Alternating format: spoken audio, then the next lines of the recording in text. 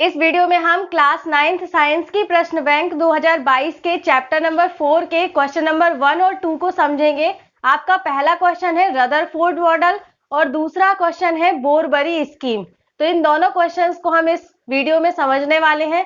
तो देखते हैं हमारा रदरफोर्ड मॉडल क्या होता है। देखिए, रदरफोर्ड मॉडल में परमाणु की संरचना ज्ञात करने के लिए वैज्ञानिक रदरफोर्ड ने सोने की पन्नी पर अल्फा कणों की बौछार की और देखा की। तो देखिए, रदरफोर्ड मॉडल में क्या है, रदरफोर्ड ने परमाणु की संरचना को ज्ञात करने के लिए एक प्रयोग किया, जिसमें उन्होंने क्या किया, एक सोने की पतली पन्नी ली। ये जो गोला गोला दिख रहा है आपको, ये सोने की पतली पन्नी है, ठीक है। और इस पतली पन्नी पर अल्फा कणों की, मतलब ये जो आपको रे दिख रही हैं, ये जो किरणें दिख रही हैं, ये सभी अल्फा कण हैं। तो इन अल्फा कणों की बौछार की। अब देखिए, अल्फा कण जो होते हैं उन पर प्लस चार्ज होता है, ये आपको ध्यान रखना है। तो क्या किया उन्होंने परमाणु की संरचना ज्ञात करने के लिए एक सोने की पतली पन्नी ली, जिस पर उन्होंने अल्फा कणों की बौछार की। और बौछार करने के बाद जो उन्होंने देखा, वो क्या देखा, उन्होंने देखा कि कुछ कण पन्नी से सीधे निकल गए। यहाँ पर देखिए, ये जो कुछ कण है, ये वाले कण, ये कुछ कण तो पन्नी से सीधे निकल जाते हैं। ये जो सीधे निकले हुए कण हैं, इससे ये ज्ञात हुआ या ये समझ में आया कि परमाणु का अधिकांश भाग खोखला है। मतलब जो इसका बाहरी भाग है वो खोखला है। देखिए, ऐसा इसलिए क्योंकि अगर मान लीजिए आप रास्ते पे जा रहे हैं और अगर मान लीजिए वो रास्ता पूरा खाली है, तो आप बिल्कुल हाई स्पीड से सीधे निकल जाएंगे। लेकिन अगर मान लीजिए वहां पर भीड़ है, तो आप क्या होंगे, रुक रुक करके जाएंगे। तो यही बात है, यहाँ पर अगर ये कण बिल्कुल सीधे निकल जाते हैं बाहर वाले, तो इसका मतलब यहाँ पर कोई भी कण या कोई भी चीज नहीं है जिसकी वजह से ये सीधे निकले हैं। तो इसका मतलब है कि परमाणु का अधिकांश भाग बाहरी वाला खोखला होता है, ठीक है। अब दूसरा पॉइंट यहाँ पर है, कुछ कण अपने मार्ग से विक्षेपित हो गए, जिससे यह समझ आया कि परमाणु में धनावेशित भाग बहुत कम है। देखिए, यहाँ पर कुछ कण, ये वाले जो कण थे, ये वाले कण, ये कण क्या हो गए, अपने मार्ग से विचलित हो गए। इसके ऊपर वाले कण तो यहाँ पर आसानी से सीधे निकल गए, लेकिन जो ये कुछ कण थे, ये अपने मार्ग से विक्षेपित हो गए। अब ये बताइए, ये अल्फा कण किस तरीके के हैं, प्लस वाले। तो आप जानते हैं कि जो समान आवेश वाले कण होते हैं वो प्रतिकर्षित होते हैं।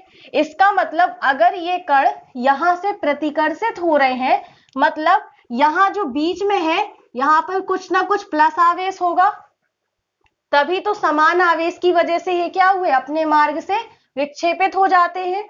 तो इससे हमें ये समझ में आया कि परमाणु में धनावेशित भाग बहुत कम है, जो कि इसके यहाँ बीच में लगभग पाया जाता है, ठीक है।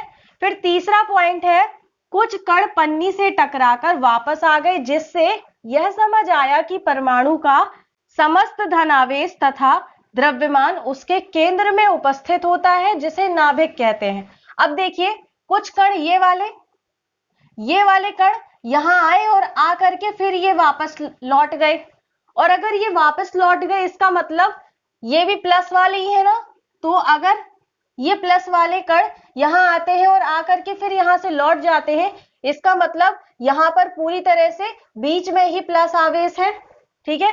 तो यही यहाँ पर कहा गया कि परमाणु का समस्त धनावेश तथा उसका द्रव्यमान उसके केंद्र पर स्थित होता है, इसे नाभिक कहते हैं, ठीक है। इसे क्या कहते हैं, नाभिक। तो इस तरह से ये आपका रदरफोर्ड परमाणु मॉडल था। आई होप कि आपको समझ में आ गया होगा। एक बार हम जल्दी से रिवाइज कर लेते हैं। देखिए, परमाणु की संरचना ज्ञात करने के लिए वैज्ञानिक रदरफोर्ड ने सोने की पतली पन्नी पर अल्फा कणों की बौछार की और देखा कि कुछ कण पन्नी से सीधे निकल गए, जिससे यह ज्ञात हुआ कि परमाणु का अधिकांश बाहरी भाग खोखला है, ठीक है। फिर दूसरा पॉइंट है कि कुछ कण अपने मार्ग से विक्षेपित हो गए, ये अपने मार्ग से डाइवर्ट हो गए।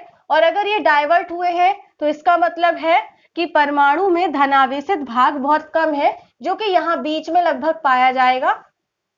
तीसरा, कुछ कण पन्नी से टकराकर वापस आ गए, ये कण आए और आकर के ये वापस आ गए।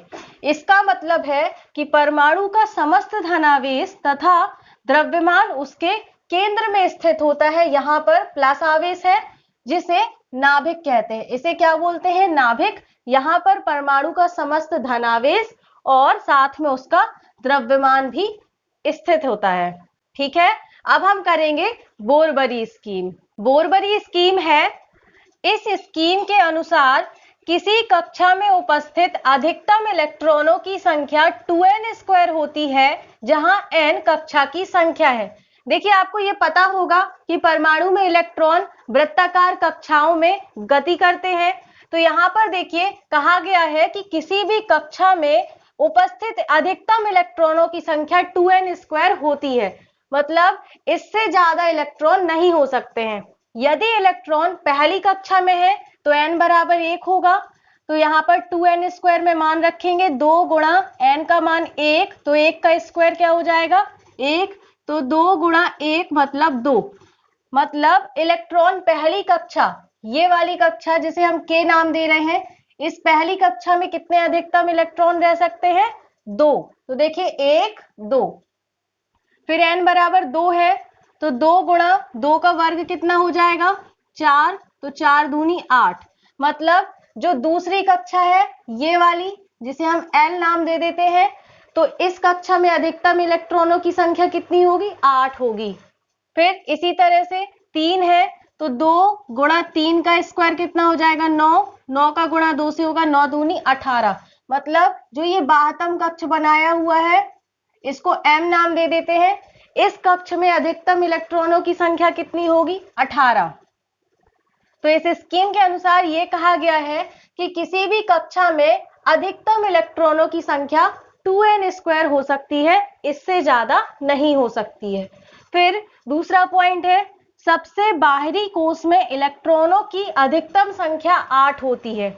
यहाँ पर जो छोटे परमाणु होते हैं, ठीक है, जिनका परमाणु क्रमांक कम होता है, आप वहां पर देखिए तो उनके बाह्यतम कक्ष में अधिकतम 8 इलेक्ट्रॉन हो सकते हैं। अगर 8 से 9वां इलेक्ट्रॉन हो जाएगा तो वो क्या हो जाएगा? तुरंत तीसरी कक्षा में पहुंच जाएगा। तो बाह्यतम कक्ष में अधिकतम इलेक्ट्रॉनों की संख्या 8 होती है। फिर तीसरा है, परमाणु में इलेक्ट्रॉन पहले भीतरी कक्षा में भरते हैं, फिर अगली कक्षा में भरते हैं। तो देखिए क्या कहा गया कि परमाणु पहले अंदर वाली कक्षा में, जो पहली कक्षा है उसमें भरेंगे, मतलब उसमें 2 हो जाएंगे। फिर उसके बाद वो अगली कक्षा में भरेंगे, फिर उसके बाद वो अगली कक्षा में भरेंगे। मतलब पहले अंदर वाली कक्षा में भरते हैं, फिर उसके बाद अगली कक्षा में भरते हैं। ऐसा नहीं कि इलेक्ट्रॉन का मन है तो वो यहाँ से उचक के बाहरी कक्षा में पहुंच गया, फिर यहाँ से उचक के दूसरी कक्षा में आ गया, तो ऐसा नहीं होता है। ठीक है, पहले वो अंदर वाली कक्षा में भरेगा, फिर उसके बाद अगली कक्षा में, फिर उसके बाद अगली कक्षा में। तो आई होप कि आपको ये दोनों ही क्वेश्चंस अच्छे से समझ में आ गए होंगे। अगर आपको कोई भी डाउट है तो आप उससे कमेंट सेक्शन में पूछ सकते हैं। और अगर क्वेश्चंस अच्छे से समझ में आ गए हैं तो वीडियो को लाइक कर दीजिए और अपने फ्रेंड्स को भी ज्यादा से ज्यादा शेयर करिए, ताकि ये वीडियो उनकी भी हेल्प कर सके। अगर आपने मेरे चैनल को अभी तक सब्सक्राइब नहीं किया है तो सब्सक्राइब करके नोटिफिकेशन बेल आइकन को प्रेस करके ऑल पर जरूर क्लिक कर दीजिए, ताकि आपको आगे आने वाले वीडियोस की भी नोटिफिकेशन मिल सके। तो मिलते हैं नेक्स्ट वीडियो में। Thanks for watching this video.